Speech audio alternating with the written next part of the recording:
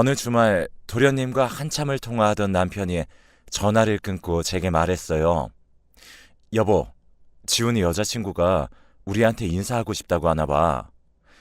도련님 여자친구가? 그때 그 사람 맞는 거지? 집이 엄청 잘 산다고 했던 그 여자친구. 그런 거 같아. 다음 주 토요일에 만나자고 하는데 당신 시간 괜찮아?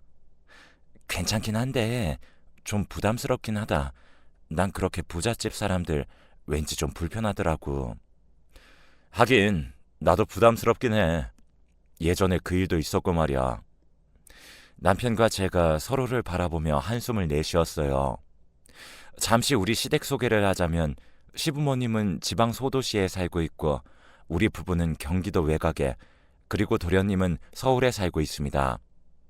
우리 부부는 작은 중소기업을 다니며 아들 한 명을 키우고 있습니다. 그런데 그런 우리에 비해 도련님이 잘나도 너무나 잘났는데요. 남편 말에 의하면 도련님은 어릴 때부터 남달랐다고 합니다.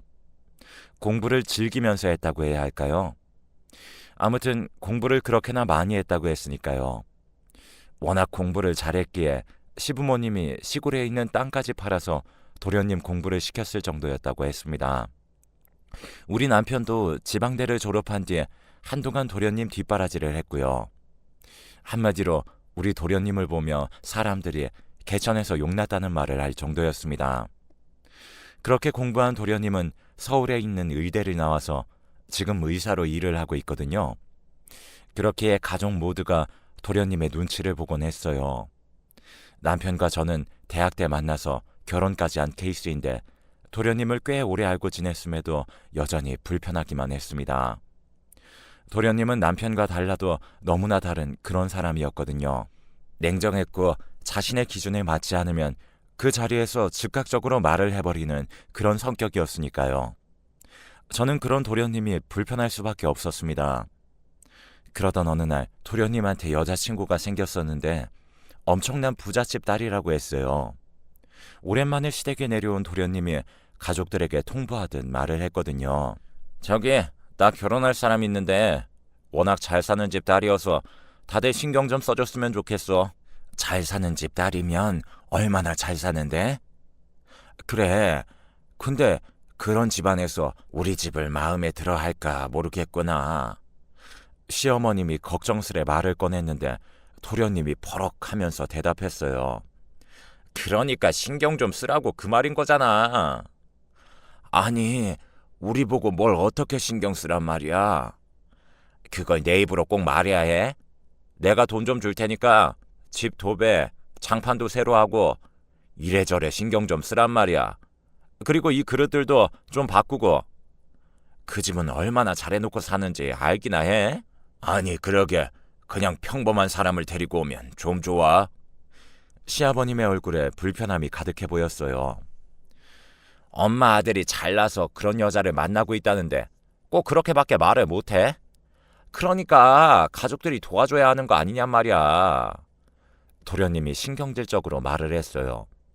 그리고 옆에서 가만히 듣고만 있던 남편이 도련님의 말에 몸을 들썩였는데요. 제가 그런 남편을 조용히 말렸습니다. 다음날 도련님이 서울로 올라갔고 남편이 제게 조용히 말했어요. 아니, 지가 잘났으면 얼마나 잘났다고 전할 일을 쳐? 내가 어제 한 소리 하려다가 당신 때문에 참은 거야. 여보, 도련님 말투가 원래 그렇잖아. 아무래도 도련님 입장에서는 걱정이 되겠지. 집안 차이가 나도 너무 많이 나잖아. 그니까 너무 그러지 마. 당신이랑 도련님이 다투면 어머님 아버님의 심정이 어떻겠어? 이럴 땐 그냥 형이 참아줘야 하는 거야. 라며 제가 남편을 달랬습니다. 사실 가족들 모두 도련님을 불편해했어요. 특히나 저는 도련님이 더 불편할 수밖에 없었고요. 거기다 엄청난 부잣집 딸이라고 하니 더 걱정이 될 수밖에요. 그렇게 며칠 뒤에 도련님 여자친구를 만나기로 한 날이 되었고 혹시나 도련님께 누가 되지는 않을까 싶어 만나기 며칠 전 백화점에서 옷까지 새로 샀습니다. 그리고 당일날은 미용실에서 머리까지 손질받고 새로 산 구두까지 신고 약속 장소로 갔습니다. 약속 장소에 도착해보니 역시나 으리으리한 그런 곳이었는데요. 그 건물 앞에 있는 것만으로도 주눅이 들 정도였으니까요. 식당 안으로 들어가자 직원이 우리를 예약된 룸으로 안내를 해줬어요. 직원이 문을 열자마자 도련님 여자친구가 활짝 웃으며 인사를 했는데 그냥 한눈에 봐도 귀티가 흐르는 그런 모습이었다고 해야 할까요? 아무튼 도련님 여자친구는 우리와는 전혀 다른 세계에 사는 그런 사람처럼 보였습니다. 그런데 우리 모습을 보던 도련님이 화가 난 듯 잔뜩 인상을 쓰고 있었어요. 우리도 나름 엄청 신경을 쓰고 나갔는데 뭔가 마음에 안 들어 보인다는 그런 표정이었어요. 그 바람에 저는 더 눈치가 볼 수밖에 없었고요. 식사를 하며 이런저런 이야기를 하는 내내 도련님의 표정이 좋지 않았기에 밥이 입으로 들어가는지 코로 들어가는지 모를 지경이었습니다. 그저 그 자리를 빨리 벗어나고 싶은 생각뿐이었거든요. 사실 그때 무슨 말을 했었는지조차도 기억이 나지 않을 정도였으니까요. 그렇게 잠시 뒤에 집으로 돌아온 남편과 저는 다리에 힘이 풀릴 지경이었기에 소파에 털썩 주저앉은 채 꼼짝도 못하고 있었어요. 그런데 시간이 얼마나 지났을까요? 도련님한테 전화가 걸려온 모양인데요. 그게 지금 우리한테 할 소리야? 네 형수님이나 나나 너한테 패기 치지 않을까 싶어서 아침 일찍 미용실도 다녀오고 멀리 있는 백화점까지 가서 옷까지 사서 입고 간 거야. 근데 뭐가 어쩌고 저쩌? 우리가 쪽팔려? 너 지금 그게 할 소리야? 남편이 도련님에게 화를 내며 소리치고 있었어요. 둘이서 워낙 흥분한 채 소리치고 있었기에 통화 내용이 고스란히 들릴 정도였어요. 머리를 손질받았다는 게 그런 거야? 차라리 그냥 나오지 그랬어. 그리고 또 그래. 이왕 백화점 갔으면 돈 좀 더 쓰지. 옷이 그게 뭐야? 어째 그런 옷을 살 수가 있어? 돈이 없으면 나한테 좀 달라고 하던지. 내가 진짜 쪽팔려서 얼굴을 못 들겠더라. 그리고 말 좀 고급스럽게 하면 안 돼? 말할 때마다 내가 얼마나 조마조마했는지 알아? 너 화난 건 알겠는데 더 이상 선 넘지 마라. 그렇게 창피하면 우리 없는 셈 치고 니들끼리 잘 먹고 잘 살면 될 거 아니야.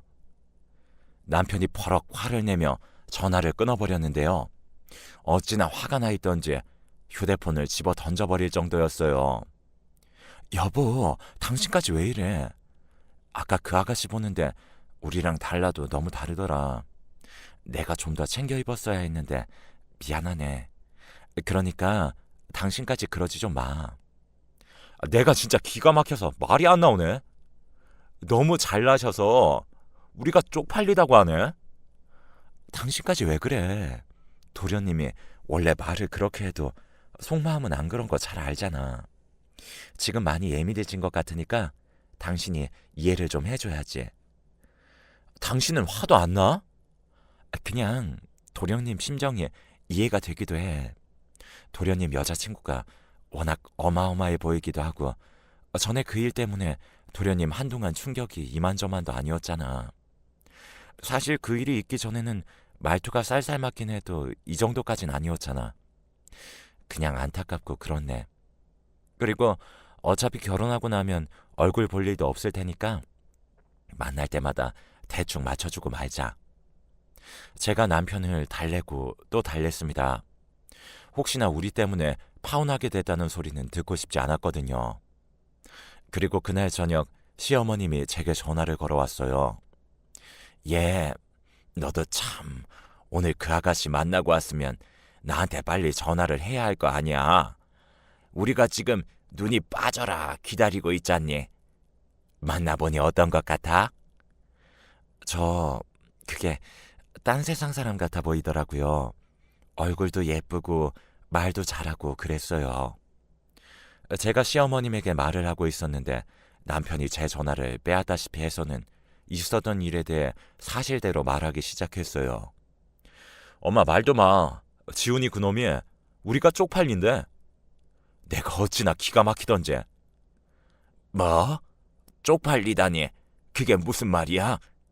무슨 말이긴 무슨 말이겠어. 말 그대로야. 우리가 옷 입는 것도 쪽팔리고 집사람 머리 파마한 것도 쪽팔리고 우리 직업도 쪽팔린데. 뭐? 그게 정말이니? 아니, 우리 며느리가 어디가 어때서 그런 말을 해? 이 동네에서는 우리 며느리 인물 따라갈 사람이 없는데. 아무튼 이상하네. 그럼 우리 보면 아주 기겁을 하겠구만. 나도 몰라. 아무튼 지훈이 이 자식 지가 잘나면 얼마나 잘났다고 이러는 건지 모르겠어. 내가 보니 엄마 그 뽀글이 머리도 한 소리 할 것 같은데. 조만간 거기도 내려간다고 하더라고. 화가 난 남편의 입에서 나오는 대로 말을 하고 있었는데요. 아마도 남편의 말을 듣던 시어머님이 큰 충격을 받은 모양이셨던지 한동안 말을 잇지 못하고 있는 듯 했습니다. 잠시 후 전화통화를 끝낸 남편을 제가 나무랐어요. 여보, 어머니 성격 알면서 뭘 또 그렇게까지 말하고 그래. 당신이 그렇게 말해놓으면 어머님이 잠이나 제대로 주무시겠어? 그나마도 맨날 도련님 눈치 보시는 분인데. 그래서 내가 미리 말해준 거잖아. 당해도 미리 알고 당해야지. 아무것도 모르고 당해봐. 그 충격이 어마어마하다니까. 지금도 봐봐. 당신이랑 나도 모르고 당했다가 지금 정신줄 놓고 있잖아. 미리 마음의 준비를 하는 것도 나쁘진 않아. 충격을 많이 받은 모양으로 남편은 여전히 넋이 나가 있어 보였어요. 그렇게 한두 달쯤이 지난 어느 날 도련님과 도련님 여자친구가 시댁에 내려간다고 연락이 왔습니다. 그 연락을 받은 남편은 다시 얼굴 마주치기 싫다고 거절했지만 제가 설득하고 또 설득해서 같이 본가로 내려갔어요. 시어머님이 제게 어찌나 부탁을 하시던지 모른 척할 수가 없었거든요. 예, 니들까지 없으면 우린 어떡하니? 설마 네가 우리 배신하진 않을 거지? 그렇지? 알겠어요, 어머님. 전날 내려갈게요. 그래, 고맙다. 그리고 어차피 동서될 사람이랑은 자주 마주치지도 않을 테니 결혼만 시키고 나서 우리는 모른 척하고 살자꾸나. 난 부자 그런 거 싫다. 살면서 마음이 편해야지. 그런 게 다 무슨 소용이겠니? 근데 니들 말 듣고 내 머리를 새로 했거든. 머리를요? 설마 또 파마하신 거예요? 아니, 네가 그때 파마하고 나갔는데 이상하다고 뭐라고 했다며. 그래서 네 이모랑 나는 뽀글이 파마를 폈거든. 근데 사람들이 우릴 보면서 웃으면서들 보는데 이대로 괜찮은 건지 모르겠다. 웃다뇨? 왜 웃어요? 몰라. 우리가 아주 웃기다고 하더구나. 네 시아버지 옷 좀 고르는데 네가 전날 내려와서 좀 봐줘야겠다. 알겠어요, 어머님. 제가 내려갈 때 어머님 아버님 옷도 준비해서 내려갈게요. 그럴래? 그렇잖아도 내려오면 같이 옷 사러 가려고 했는데 잘 됐구나. 근데 또 도련님 마음에 안 들면 어쩌나 걱정이 되네요. 그놈의 인간은 왜 대체 그런 여자들만 데리고 와서 이 난리를 치게 만들어? 저 어머님, 그날 보니까 도련님 여자친구가 이 세상 사람이 아닌 것 같아 보였어요. 머리부터 발끝까지 귀티가 아주 흐르더라고요. 그 정도냐? 그럼요. 어머님도 깜짝 놀랄걸요. 제 말에 시어머님의 목소리가 더욱 심각해졌는데요. 우리 시어머님은 마치 소녀처럼 해맑은 그런 분이시거든요. 평생을 농사 지으면서 정직하게 살아온 분이라고 해야 할까요? 제가 보기엔 도련님 여자친구와 안 맞아도 너무나 안 맞아 보였습니다.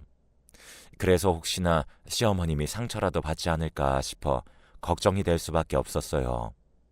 그렇게 도련님과 여자친구가 내려오기로 한 날이 다가왔고 우리는 전날 시댁으로 내려갔습니다. 그런데 시댁으로 내려가서 시어머님과 이모님의 모습을 보고는 그만 경악을 금치 못했는데요. 도련님이 제 파마머리를 가지고 한마디를 했다는 말을 듣고 시어머니와 이모님이 뽀글이 파마를 폈던 모양인데요.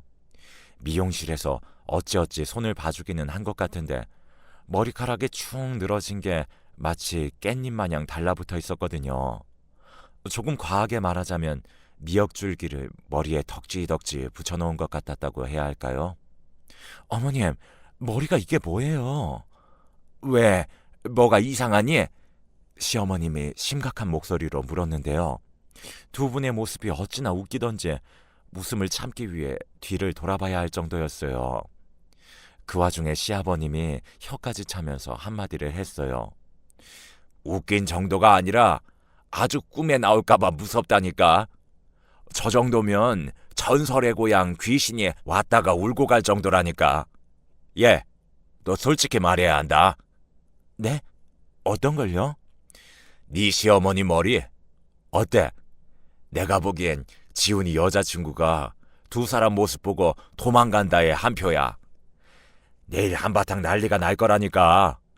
어제도 새벽에 물 마시러 일어났다가 네 시어머니 머리 보고 내가 놀라 자빠질 뻔했잖니. 예, 네 시아버지 말이 사실이냐? 그럼 이 일을 어쩌면 좋니? 어머님, 우선은 머리를 어떻게 해야 할 것 같아요. 내일 아침 일찍 일어나서 고데기로 웨이브를 좀 더 넣어봐야겠어요. 라며 제가 시어머님을 달랬습니다.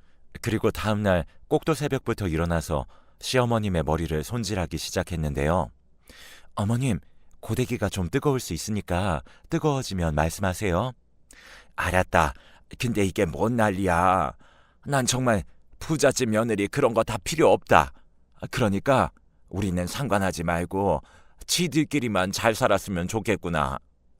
어머님, 우선 결혼부터 시키고 보자고요. 괜시리 우리 때문에 또다시 파혼했다 그런 말 나오면 안 되잖아요. 아, 그래. 만약 그랬다가 우리를 얼마나 원망하겠냐. 아, 뜨거. 이거 뭐 타는 냄새가 나는 것 같은데 너 잘하고 있는 거 맞냐? 홀랑 다 타버린 거 아니겠지? 어머님, 지금 최선을 다하고 있으니까 움직이지 좀 마세요.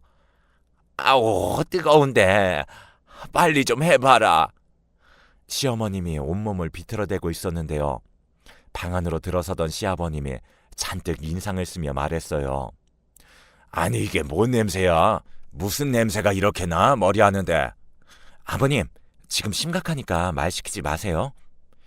예, 그런데 네 시어머니 머리카락 펴기도 전에 다 타버리겠다.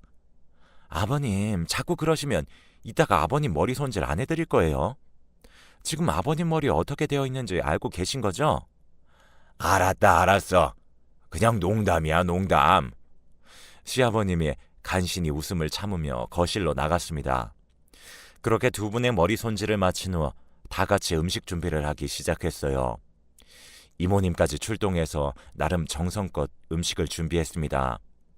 혹시 몰라 시댁에 내려오기 전에 백화점에 가서 그릇까지 다 사서 내려갔었는데요. 예, 어쩜 그릇이 이렇게나 예쁘니? 제가 엄청 심사숙고해서 고른 건데 괜찮아요? 그럼 아주 예쁘구나.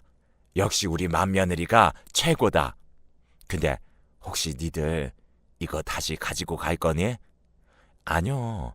이걸 왜 가지고 가요? 어머님 두고 쓰시라고 넉넉하게 사온 거예요. 그래?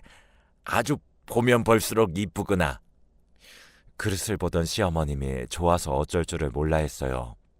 그 모습을 보는데 가슴 한켠이 아려왔습니다. 평생을 시골 마을에서 사셨던 시어머님은 유난히도 그런 욕심이 많았어요. 예쁜 그릇에 정성껏 만든 음식을 담아서 가족들에게 먹이는 게 유일한 낙이었다고 해도 과언이 아닐 정도였으니까요.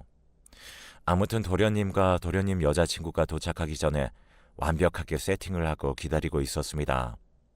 진수성찬이 차려진 상을 내려다보며 시어머님이 말했어요. 괜시리 너까지 고생시켜서 미안하구나. 근데 난 부잣집 며느리보다 같이 있으면 마음 편한 네가 훨씬 더 좋구나. 쟤들 결혼만 시키면 그냥 우리끼리 잘 살자꾸나. 어머님, 그래도 둘째 며느리인데 잘 지내려고 노력은 해봐야죠. 내가 보기엔 노력해서 될 일이 아니다. 니들한테 뭐라고 했을 때부터 난 그다지 마음에 들지 않더구나. 다만 우리 원망하는 소리 듣기 싫어서 이렇게 하는 것뿐이다. 시어머님의 얼굴에 실망감이 가득해 보였어요. 잠시 후 도련님과 여자친구가 도착을 했고 가족 모두가 눈치를 보며 인사를 했습니다. 도련님 여자친구는 역시나 빛이 났는데요. 다시 봐도 참 예쁘고 부티가 난다는 생각이 절로 들 정도였어요. 간단하게 인사를 하고 식사를 하기 위해 앉았는데요. 엄마, 도배 장판 좀 고급스러운 걸로 하지. 정말 진짜. 우리 아영이는 좌식 생활을 해본 적이 없어서 불편해할 텐데 그런 거 좀 신경 좀 써주지. 그랬니? 그건 미처 몰랐구나. 근데 식탁이 작아서 어쩔 수가 없었다. 아, 네. 어머님, 저는 괜찮아요. 엄마, 그리고 머리가 그게 뭐야? 오늘 같은 날은 옷도 좀 잘 차려입지. 그게 뭐야? 아니, 우리 딴에는 엄청 신경을 쓰긴 했는데 별로니? 이러니까 시골 아줌마라는 소리를 듣는 거야. 도련님이 툴툴거리며 말했어요. 그 모습에 민망한 마음이 들어 제가 조용히 입을 열었습니다. 저 도련님, 죄송해요. 제가 백화점에서 고른다고 골랐는데 좀 부족했나 보네요. 부족하긴 뭐가 부족해. 내가 보기엔 아주 예쁘구만. 넌 말 좀 골라서 해. 네 형수 성격에 이거 고르느라 발바닥에 불이 나도록 다녔을 텐데 꼭 말을 그렇게 해야겠니? 넌 형수님이 골라준 줄 몰랐지? 도련님의 얼굴이 시뻘겋게 달아올라 있었는데요. 그 와중에도 여자친구 눈치를 보느라 여념이 없어 보였어요. 반찬 중에 우리 아영이가 좋아하는 음식이 하나도 없네. 엄마, 우리 아영이는 고급진 음식만 먹어서 앞으로는 신경 좀 써줬으면 좋겠어.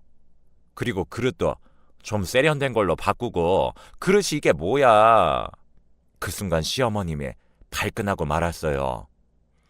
그 그릇 네 형수가 백화점 가서 손수 사서 가지고 내려온 거야. 그니까 너 말 조심 좀 해라. 아니, 이왕 살 거면 좀 좋은 걸로 사지. 알록달록 이게 뭐야, 촌스럽게. 도련님이 입을 삐죽이며 다시 투덜대고 있었어요. 그러다가 시어머님이 어색한 분위기를 바꿔보고자 이런저런 이야기를 하기 시작했는데요. 니들 혹시 들었니? 저 밑에 집에 수철이 엄마 말이다. 그 수철이 엄마가 바람나서 집을 나가지 뭐냐? 그 선생님 일하던 그 사람 어머니 말씀하시는 거예요? 그래. 그래서 지금 난리가 났잖아. 자식들은 다들 번듯하게 잘 컸는데 바람이 뭐야, 바람이. 시어머님이 어이없다는 표정으로 고개를 절레절레 흔들고 있었어요. 엄마, 지금 무슨 그런 얘기를 이런 자리에서 하는 거야? 도련님이 버럭하며 숟가락을 세게 내려놓았어요. 그런데 그 순간 도련님 여자친구인 아영씨가 자리에서 벌떡 일어나는 게 아니겠어요. 지훈씨, 우리 결혼 없던 일로 하자. 본가에 내려와 보니 지훈씨랑 나랑 전혀 맞지가 않는 것 같네. 뭐? 아영아, 우리 부모님이 시골분들이라 그래. 그러니까 이해 좀 해. 아니, 지훈씨랑 나랑은 전혀 맞지가 않는 것 같아. 라며 아영씨가 자리를 박차고 나가려고 했어요. 그 모습을 보며 혼비백산한 채 제가 급히 아영씨를 붙잡았어요. 우리가 뭐 실수한 게 있다면 미안합니다. 아닙니다. 이 자리는 제가 있을 곳이 아닌 것 같습니다. 죄송해요. 둘이 결혼하면 우린 서로 얼굴 볼 일도 없을 거예요. 우리가 절대 연락하거나 내려오라는 말도 안 할게요. 아니지. 그래, 없는 사람들처럼 그렇게 살게요. 시어머님이 다시 아영씨를 붙잡았지만 무리를 뿌리치고는 세우던 차를 타고 곧장 가버렸습니다. 그 바람에 가족들 모두 안절부절 못하고 있었는데요. 그러게 내가 신경 좀 써달라고 몇 번이나 말했었잖아. 아니, 대체 왜 누가 바람나서 집 나갔다 그런 말을 왜 하고 있는 거야? 야, 박지훈, 너 보자 하니까 너무한다. 가족이 그렇게 창피하면 그냥 우리 없이 너 혼자 결혼하면 되잖아. 왜 굳이 데리고 내려와서 우리 전부를 불편하게 만들어? 그렇게 창피하면 우린 네 결혼 참석 안 할 테니까 네가 혼자 결혼을 하든지 말든지 마음대로 해. 아니, 우리가 뭘 그렇게 잘못했다고 난리야, 그 난리가. 다들 조금만 조심해줬으면 좋았잖아. 꼭 이렇게 파혼시켜야 속이 시원한 거야? 진짜 짜증나서 못 살겠네. 나 혼자 열심히 하면 뭐해? 가족들이 도와주질 않는데. 도련님이 우리를 있는 힘껏 노려보다가 밖으로 뛰쳐나가버렸습니다. 그 모습에 제가 놀란 채 발만 동동 구르고 있었는데 괜히 우리 때문에 또 파혼한다고 하면 어떡해요? 파혼한다고 하면 어쩔 수 없는 거 아니겠어? 이게 우리 원래 모습인데 어떡해? 마음에 안 든다고 하면 어쩔 수 없는 거지. 그래도 우리 때문에 또 파혼하면 도련님이 얼마나 속상하겠어요. 그렇게 집안이 난리가 났고 시어머니뿐만이 아니라 시아버님의 표정도 심상치가 않아 보였습니다. 그리고 도련님은 내내 우리를 원망하고 있었고요. 그러던 어느 주말 모르는 번호로 전화가 걸려와서 전화를 받았는데 도련님 여자친구인 아영 씨였어요. 첫 만남 때 아영 씨가 제 전화번호를 물어봤었기에 제가 알려줬었거든요. 너무나 놀란 나머지 제가 말까지 더듬었는데요. 아영 씨가 우리 집 근처라고 하면서 잠시 만날 수 있는지 물어봤습니다. 딱히 거절할 이유도 없었고 저를 만나러 멀리까지 왔다는 말에 무거운 마음으로 아영 씨를 만나러 갔어요. 거기다 저를 찾아온 이유가 궁금하기도 했거든요. 아영 씨가 저를 보자마자 벌떡 일어나서 인사를 했어요. 제가 갑자기 찾아와서 많이 놀라셨죠? 네, 사실 좀 놀라긴 했습니다. 우리 도련님 지금 식사도 못하고 폐인처럼 지내고 있거든요. 우리 도련님하고 다시 연락하거나 그러지는 않는 거죠? 네, 근데 아직까지는 연락 오는 거 다 피하고 있어요. 저 그날 우리 때문에 불편했다면 진짜 미안해요. 근데 도련님이랑 아영 씨가 결혼하고 나면 우리는 신경 안 써도 될 거예요. 우리 시부모님도 자식들 일에 막 터치하고 그런 분들이 아니시거든요. 그날 우리가 말실수한 게 있다면 그것도 미안해요. 우리 딴에는 혹시나 어색할까봐 이런저런 얘기를 꺼내다 보니 오해가 좀 있었던 것 같아요. 그런데 제 말을 듣던 아영 씨가 충격적인 사실을 말했어요. 사실 그날 일이 너무 죄송해서 이렇게 찾아왔어요. 그리고 저는 가족분들에게 아무런 불만도 없어요. 네? 그게 무슨 말이에요? 그럼 그날 왜 그렇게 가버린 거예요? 그 부분은 입이 10개라도 드릴 말씀이 없습니다. 그래서 사과를 드려야 할 것 같아서 이렇게 찾아왔어요. 근데 지훈 씨 행동에 너무 많이 실망해서 그랬어요. 지훈 씨가 가족들에게 너무 함부로 해서 제가 알던 사람이 맞나 싶은 생각이 들면서 머릿속이 너무 복잡했거든요. 아니, 그럼 우리 가족 때문에 그런 게 아니라 도련님 행동 때문에 그랬단 말인가요? 그렇죠. 평소 제가 알던 지훈 씨는 마냥 자상하고 착한 사람이었는데 그날 가족들한테도 막말을 많이 해서 저도 좀 많이 놀랐거든요. 그럼 첫 만남에서 제 머리랑 옷이 이상했다는 말도 아영 씨가 한 말이 아니었던 건가요? 머리랑 옷이요? 지훈 씨가 뭐라고 했는데요? 아니, 제 머리랑 옷이 좀 이상하다고 우리 남편한테 뭐라고 했다고 하더라고요. 세상에나, 전 그런 말 한 적 없어요. 그리고 그날 두 분이서 워낙 깔끔하고 단정하게 하고 나오셔서 그런 생각 자체를 못 했는걸요? 그렇게 알게 된 사실인데요.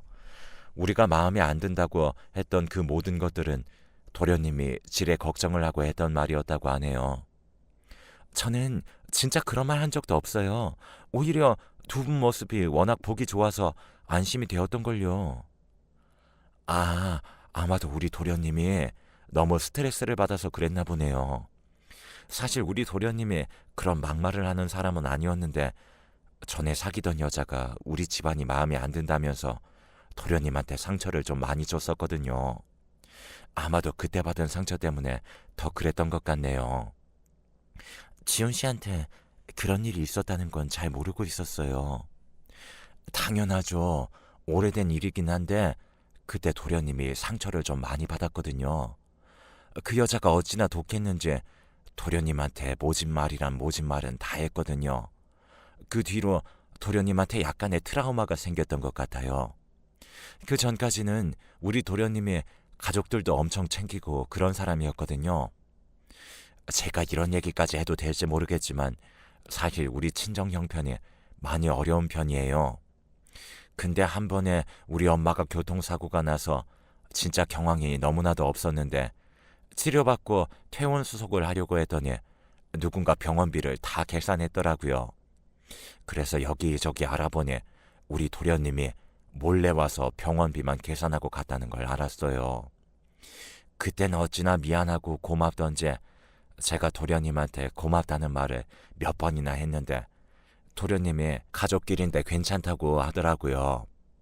그 말을 듣는데 눈물이 끝도 없이 쏟아졌어요. 물론 도련님이 공부만 하던 사람이라 뭐 애살이 많다거나 말을 막 따뜻하게 하거나 그런 사람은 아닌데 그 누구보다도 가족들을 아끼는 그런 사람이거든요. 근데 그때 그 여자가 도련님 마음을 너무 헤집어 놔서 그때 트라우마가 생겼던 것 같아요. 우리 도련님이 아영 씨 엄청 좋아하거든요. 도련님 자신과는 다르게 아영 씨는 마음이 따뜻해서 좋다는 말을 몇 번이나 했는지 모르겠어요. 근데 우리 도련님도 마음이 참 따뜻한 사람이에요. 그건 제가 보증할 수 있어요. 제가 힘주어 말을 했어요. 사실 가족들 모두가 좋은 분들이어서 저도 다행이다 싶었는데 그날 지훈 씨 행동에 너무 실망해서 저도 모르게 그랬던 것 같아요. 아영 씨와 이런저런 이야기를 나누면서 조금씩 친해져 갔고 며칠 뒤 아영 씨와 도련님이 다시 만나서 오해를 풀었다고 했습니다. 아영 씨가 도련님을 다시 만난다는 조건은 단 한 가지였는데요. 다시는 가족들에게 함부로 하지 않는다는 조건이었습니다. 결국 도련님이 아영 씨와 같이 내려와서 가족들에게 진심으로 사과를 했고 그 뒤에는 정말 많이 변해갔습니다. 그렇게 우린 넷이서 자주 어울리면서 잘 지냈어요. 아영 씨는 우리가 생각했던 그런 사람이 아니었는데요. 그냥 소탈하고 순수한 그런 사람이었어요. 얼마 뒤 두 사람은 모두의 축복 속에 결혼식을 올렸습니다.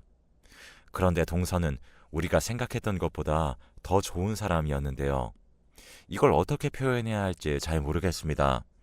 진짜 그냥 소탈하다고 해야 할까요? 어느 날 시어머님이 제게 전화를 했는데요. 예, 아영이가 말이다. 우리랑 같이 감자를 캤지 뭐니? 네? 동서랑 감자를 캤다고요? 그래, 아주 신나서 캐더구나. 뭐가 그리도 좋은지 깔깔깔 웃어대는데 애가 어찌나 해맑은지 모르겠더구나. 아, 음식도 가리는 것도 없어. 시장에서 감자 옹심이를 먹었는데 두 그릇씩이나 뚝딱하지 뭐니. 그리고 내가 뽀글이 파마를 하는데 쫓아와서는 뻥튀기를 먹으면서 구경도 했지 뭐니. 시어머님의 말에 의하면 동서가 미용실을 따라갔는데요. 시장에서 산 뻥튀기를 먹으면서 뽀글이 파마하는 걸 유심히 구경하듯 동서가 진짜 신기하네요. 어쩜 이렇게 짱짱하게 파마가 되는 거예요? 이 정도면 몇 년 동안 안 풀릴 것 같은데요. 혹시 뽀글이 파마 기술 같은 걸 따로 배우고 그래요? 라는 말까지 하더랍니다. 그 뒤에도 동서는 수시로 시댁에 내려가서 감자도 캐고 옥수수도 따서 삶아 먹고 그랬대요. 그 바람에 도련님 성격도 많이 바뀌어 갔는데요. 그 전에 있었던 트라우마가 조금씩 나아져 갔거든요. 그러다가 조카들이 태어나면서 동서가 시댁에 더욱 자주 갔는데요. 조카들이 흙을 밟으며 노는 것을 참 좋아했거든요. 어느 날은 동서와 도련님이 조카들을 데리고 내려왔다고 하길래 우리도 시댁으로 내려갔어요. 동서와 도련님 그리고 조카들까지 마당에 쪼그리고 앉아서는 뭔가 열심히 하고 있었어요. 그 모습이 어찌나 귀엽던지 제가 웃으며 물었어요. 다들 뭐 하는 거야? 형님, 우리 감자랑 고구마 구워 먹고 있는데 엄청 맛있는 거 있죠? 따뜻할 때 얼른 오셔서 드세요. 라고 동서가 말을 했어요. 자세히 보니 동서와 도련님 그리고 조카들 얼굴에 뭔가가 새카맣게 묻어 있었어요. 아니, 얼굴에 뭘 이렇게 묻힌 거야? 그리고 이건 다 뭐야? 아, 얼굴에 뭐가 묻었어요? 고구마 구워서 먹느라 잘 몰랐어요. 그리고 이 옷은 어머니 건데 완전 편한 거 있죠? 형님도 얼른 오세요. 아버님이 마당에 화로를 만들어서 진짜 좋은 거 있죠? 이 화로가 완전 100만 불짜리 화로인가 봐요. 정말 안 되는 게 없어요. 동서와 도련님이 그저 해맑게 웃고 있었어요. 그 모습을 보는데 동서에게 어찌나 고마웠던지 눈물이 날 정도였습니다. 생각해보세요. 항상 비쭉비쭉 나를 세우고 있던 도련님이 얼굴에 시커멓게 묻히고는 고구마를 먹고 있으리라고 누가 상상이나 했겠습니까? 이래서 남자나 여자나 배우자를 잘 만나야 한다고 하나 봅니다. 우리 가족 모두는 동서에게 항상 고마울 뿐이랍니다.